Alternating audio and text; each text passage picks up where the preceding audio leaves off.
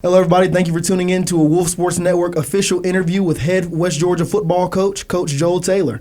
Coach, how you doing today? All is well. I'm glad to be here. This is really an awesome spot, so I'm glad to be here. I'm excited. Hey, I'm excited too. We've been wanting to get you in here for a long time, so we're glad you're able to come through today. Yeah. So, Carlie, I'll let you kick us off here. Yeah, for sure. Okay, so before we get into any football, we have to ask, how was your House Hunters experience? Tell us a little bit about that. I would love to know. Yeah, kind of how it all started. Of course, we was trying to find a home, and it took us about 6 months, and we got really, really lucky and found a really great home, and it was perfect for me, distance-wise, for my wife. She really enjoyed the neighborhood, and, I always watch House Hunters, so I'm a big TV guy. When I get home, I kind of relax and just kind of throw on some Family Feud or House Hunters, one of the two. Oh, yeah. And she knew I loved the show, and she said, you know what, I'm going to sign us up. And I said, hey, now, you sign us up, we're probably going to get on that thing. Oh, yeah. And she was like, no, they got thousands and thousands of applicants. I said, how many of those applicants are the head football coach at a Division I program? Exactly. And sure enough, we got called for it, and it immediately happened. Within a week. They came down. We had closed. They had came down. We went through the homes and everything, and it was a really cool experience. Nerve-wracking a little bit, because you want to be yourself, but you go watch what you say. So it was, it was good. But it was great to get West Georgia, the campus. So hopefully that show comes on here soon. But it was a really good experience, and I'll definitely do it again. I'll probably be a little bit better this time, but it was a really cool experience, and I'm glad my wife did it. Awesome. So is that episode already aired? Because my mom loves House Hunters, and she's been looking for it. Yeah, it hasn't. Now, they told it was going to be around like December, January, but we haven't heard anything yet. Wow. So I don't know if they might be waiting on the next football season. Probably. That would make sense. Yeah, so we'll see. Keep our fingers crossed. Hopefully we make the cut. They say we did great, so we'll see, man. But like I said, it was a cool experience. Yeah, hopefully we will see that soon. But speaking of football season, this past season was your first year as the head coach here at West Georgia. It was a great year, full of some high highs like the Sanford win and some low points as well. Finished this season 4-7, but 3 of those losses were in one-score games. Yeah. So what are some things you feel need to be changed to change those one-possession losses to wins this upcoming season? Yeah, I don't know if there's anything we need to be changed. I think we did a really good job. I think our coach did a really good job because everybody, going from Division II to Division I, that's tough now. Yeah, it's a tough task. Yeah, you got to overhaul your roster. The biggest thing that I thought, the difference between maybe that year and this year that we're going to is I kind of compare it to first day on the job. Okay. Your first day on the job, everything's moving 100 miles an hour. Right. Everything's going like, oh my God, because I'm not used to it, and this, and I'm learning, right? So you got to understand it from those kids' level, right? They're learning us, they're learning the culture, they're learning the standard, they're learning their plays, and we're asking those young men to play big in big spots, situations, spots I call it, like third down, red zone, 2-minute. And we've never been there together, right. And they're just brand new. Yep, they're just worried about just doing their job instead of saying, hey, if it's 3rd and 10, I'm gonna sit the sticks. You know what I mean? I'm not gonna play it like it's 1st and 10. So all those little things matter. So we're all a year older. We got. I can say the majority. We got most of our roster back. We lost some guys in the portal. We lost about 16 scholarship kids in the portal. Oh, wow. But we brought some, really, really, good players in. I think we had a really good freshman class as well. So we're excited. Like I said, I got a really good staff. Half the staff left. I would say 4 coaches left, but they left for bigger jobs. And I think that's what West Georgia is all about as well. I think we can attract really, really good talent. Right. And then usually when you have good talent, man, other people find it. And that's kind of what happened. And, but we got, half the staff here. They're back. They know, the routine. They know what's expected. All those things, man. So everything's going to move a lot faster, a lot quicker. I'm really excited to see it. We put a lot of blood, sweat, and tears. Like I said, we was close on a lot of games. And a lot of people, man, every single coach, every last one, okay, that I talked to, before the game or after the game, they said, Coach, man, you are way ahead of than we ever thought you would be. So that's kind of, good to hear, but at the end of the day, we're competitors too. 4-7 is not good enough. It's just not. So we're looking to at least double it. Our goal is to win a championship. But we got to dang go and be champions and play as champions and have the mindset of champions before we are crowned champions. So we got to believe that we're champions before we are crowned it, and we just got to continue to work. All right, see, I'm excited already. I'm excited already. Yep. So you mentioned the transfer portal, and I know Richard had a couple questions about that. Oh yeah, so we're in the height of transfer portal, of the transfer portal era in college football. A lot of people love it. A lot of people hate it. A lot of coaches make their money, get their bread and butter is the transfer portal. So what exactly is your approach when it comes to the portal? You spoke on losing 16 players, but backloading through the portal. How do you feel about the portal? Do you love using it, and how has it helped you moving forward so far? I don't know if I love using it. I think it's a resource that you have to use. Right. I think you have to adapt. In this new realm of college football, I would call it. I'm a fan of the old school. Well, guys, they got to stick it out. They got to stick it out. And I know, and I'm probably gonna get on my tangent here, but the whole reason the transfer portal had started was, everybody was saying, well, coaches get to leave. Well, yes, coaches get to leave, right? Like right now, I'm on a whatever. I'm a 5-year contract. Exactly. If I left today, I would owe the school a big chunk of change. Right. There has to be a buyout or something. Has to be a buyout. It's a penalty. Where right now there is no penalty for the student athlete. And what happened is when the transfer portal had opened up, back in the day when I was being recruited, coach came to my home and he told my parents that, hey, we're going to graduate your son. So basically it was understood to be a 4-year contract, but it really was a 1-year renewable. It really was. So, but it was more of a handshake like, hey, we're going to do this. Unless he does something egregious, I got to let him go. But when the transfer portal opened up, where the kids were like, boom, I'm out of here. Where the coaches were like, you know what? If you do that, then shoot, we don't have to keep you either. Right? So I think that hurt a lot of student athletes in that standpoint because now you basically got a year to show us what you can do. And if we don't see that, you were the guy that we recruited, it's like, now I got to look at that transfer portal for somebody else. You see what I'm saying? So I don't know if it's good. I don't know if it's bad. At the end of the day, my job is to get young men in here and to develop them. And then hopefully retain them. And that's the biggest thing. That's the hardest thing nowadays in college football is the retention piece. And that's another story if you want to get into that piece as well, man. But the transfer portal helped us last year. It did. I'm not going to lie to you, it did. So we took 15 guys in January, and then we turned around and took probably another 20, 25 guys in April. So I was able to flip the roster a lot faster than normal.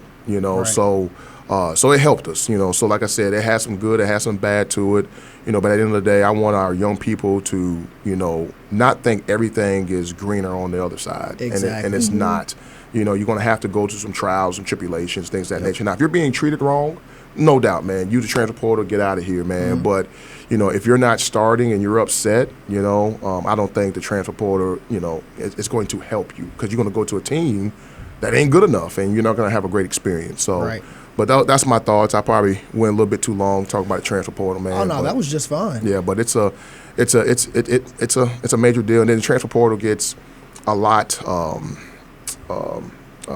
stranger now with the NIL, the collectives, the revenue sharing.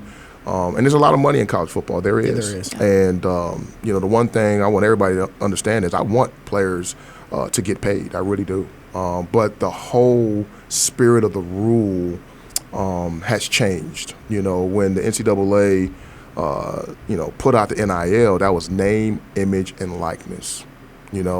I remember maybe 10 years ago, maybe even 12 years ago, there was a young man that was at Central Florida. He was a kicker. Oh, and destroying.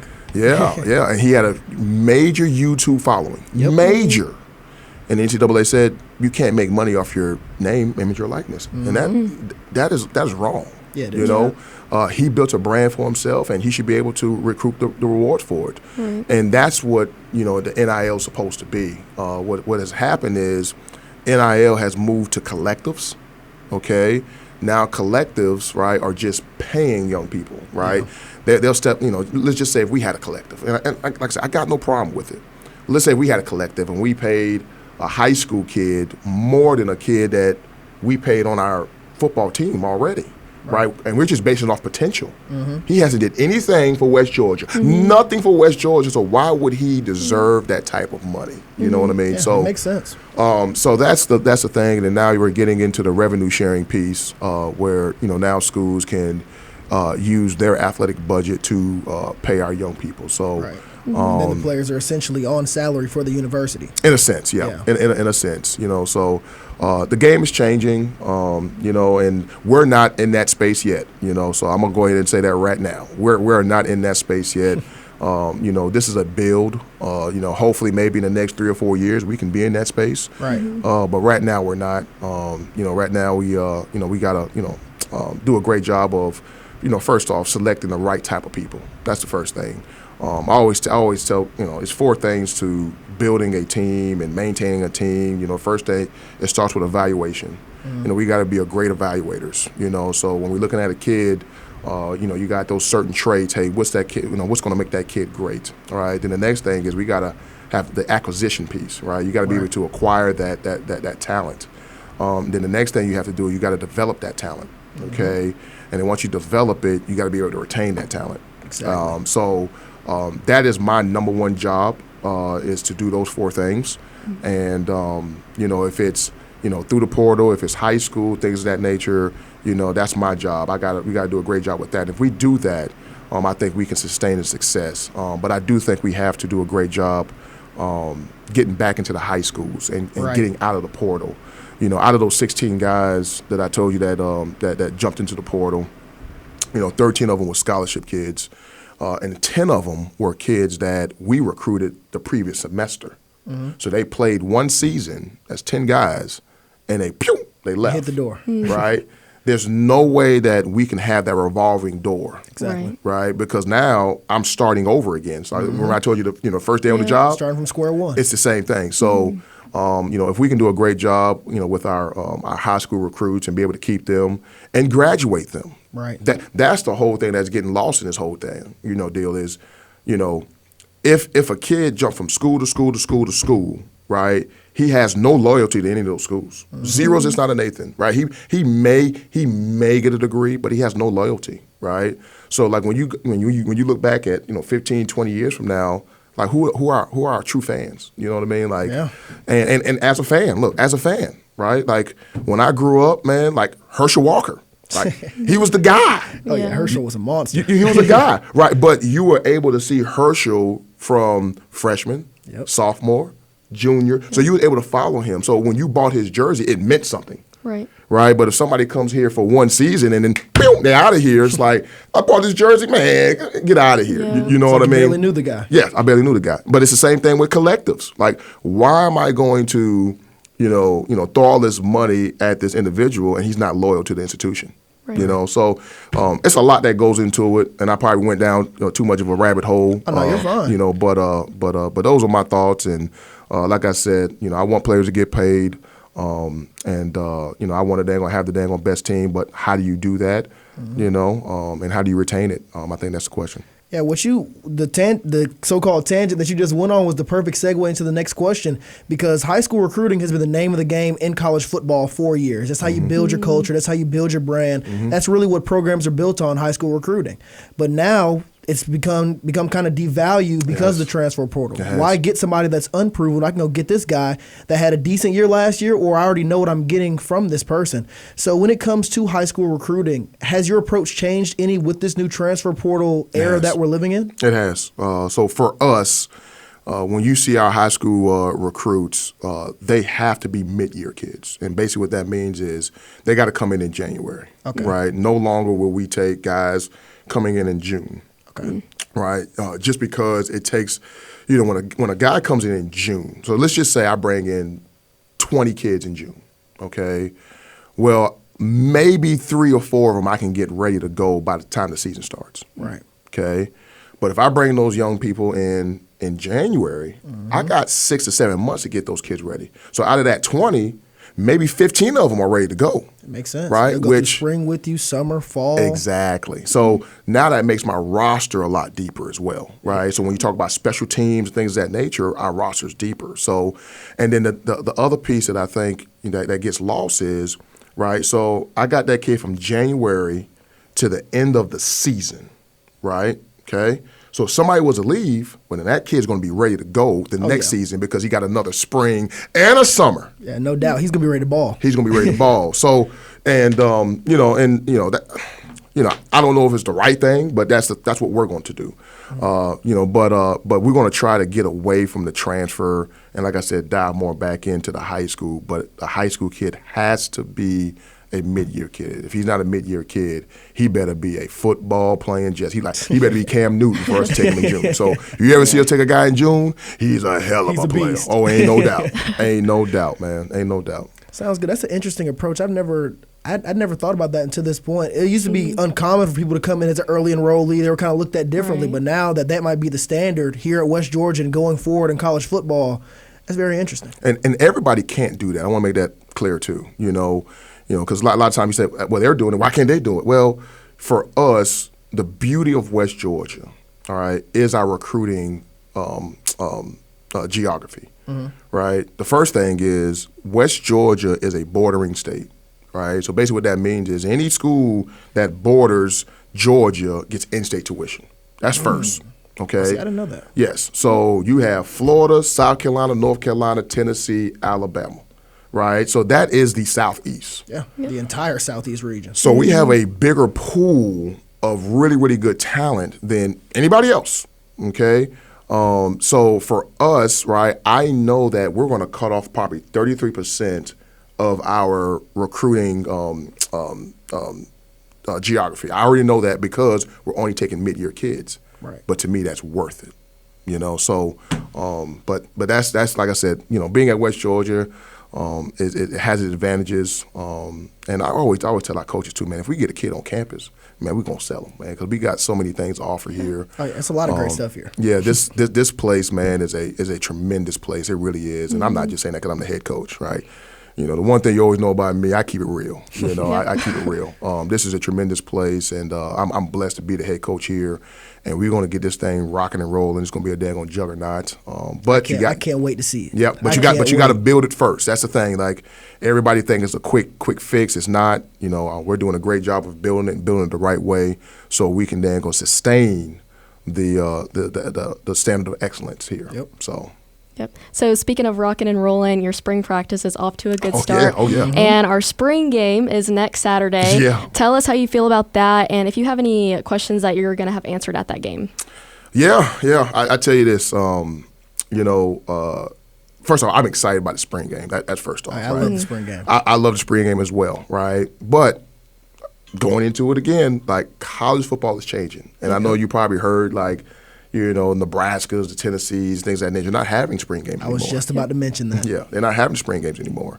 But for us, we want to have those spring games. We want to have our fans see our the new look, Wolves. And we're still, and I say the new look Wolves, but we still have 16 freshmen that are at home right now. And they're coming in. So I say new look Wolves, but we got a whole new crop coming in, and we still have the transfer portal in April, right? But I think the spring game is an opportunity to see the work that we have put in on some guys that didn't have much playing time last year. You know what I mean?